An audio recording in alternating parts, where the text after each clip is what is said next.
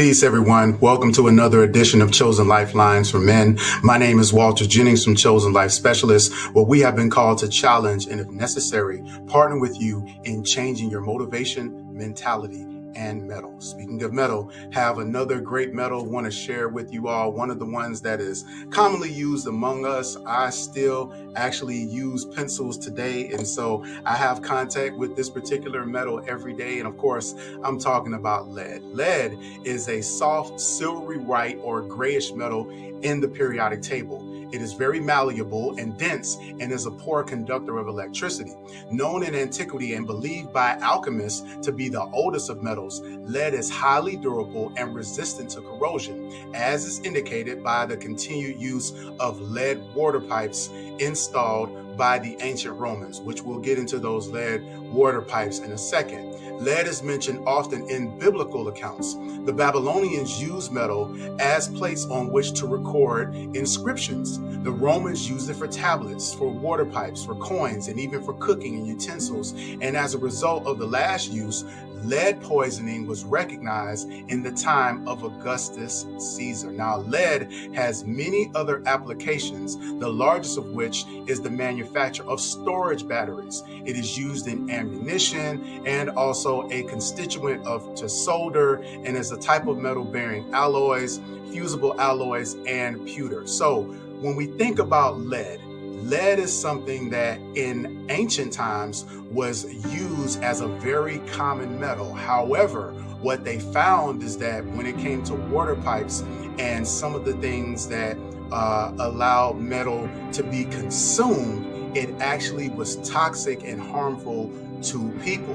And so they had to really narrow its use and its focus in a way that would not necessarily be detrimental to humans. And so this is a reminder to us to constantly self-reflect, to constantly evaluate and take into account the methods that we're using, the strategies that we have in place, and some of the things that may have been useful for us previously. There may be better and more efficient ways to actually use it, or better resources, healthier resources for us to actually employ. Whether those are eating habits, maybe you grew up eating certain types of food, but now as you've gotten older, you recognize that, you know what, we probably shouldn't have eaten so much of that, or maybe we should have prepared it in a different way. And in this day and age, we know that things like veganism, pescatarians,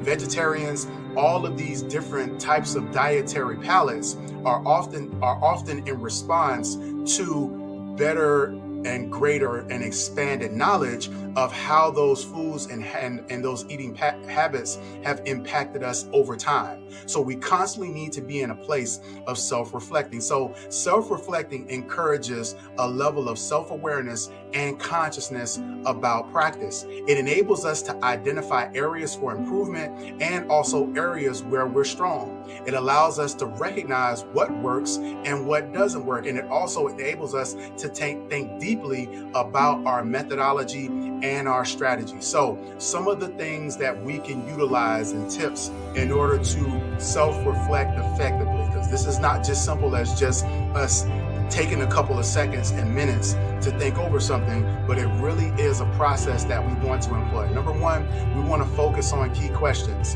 So some of the questions that we may want to think about, if we're looking at, for example, what we've accomplished in a week, what did we accomplish during that week versus what did we hope to accomplish before the week started? So we want to plot and put those things against one another, and then ask the question of, why did we not accomplish the things that we accomplished? And again, were some of the things that we accomplished good things compared to what we didn't accomplish?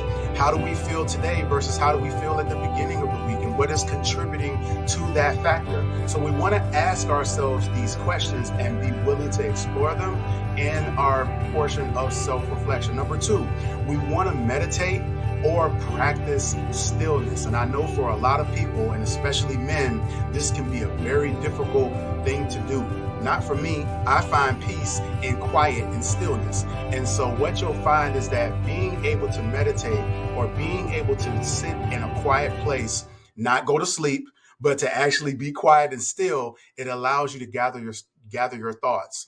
It is proven that being able to, focusing on quiet and meditating, it actually reduces your stress level. It drives your stress down.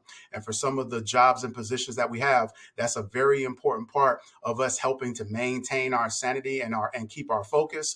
But in the way of self-reflecting, it allows us to be able to focus and visualize some of the things that we've accomplished and done. Number three, talk to yourself out loud. Now I know that's contrary to number two, but it's no less important. So after you practice your quiet and your stillness, practice talking to yourself out loud. So I heard a great quote that says, you may find me talking to myself because every now and again I have to seek out expert opinion. And so practicing talking to yourself out loud is an important part of helping you to really channel your inside voice. So for certain people, it's like, I don't know how to capture my inside voice. Well, a good way to do that is to practice your outside voice. Now, if you're self-conscious, you want to try doing this inside of your house first before you do it outside of the home. And speaking of being outside of the home, the next step or tip for self-reflection is take a walk. Just go. Just take a walk and allow yourself to experience nature, to just walk, not necessarily to exercise. If you want to walk to exercise, it can be that's great, but you want it to be a time of you being able to be one with you and your thoughts. And again, a time to reflect, but also to enjoy your surroundings. The next tip is to make sure that you set intentional goals. And then when you set those goals, you want to make sure that you're keeping track of them. So those things will allow you to document your self-reflection as it relates to the goals that you want to accomplish, and to see if you're accomplishing them, and if you're not, exploring why you are not, and also allowing yourself to keep track of those things. If you do that on a weekly, monthly, year basis, you're going to find yourself automatically far ahead of where you would be if you just went through and didn't have those goals written down or noted.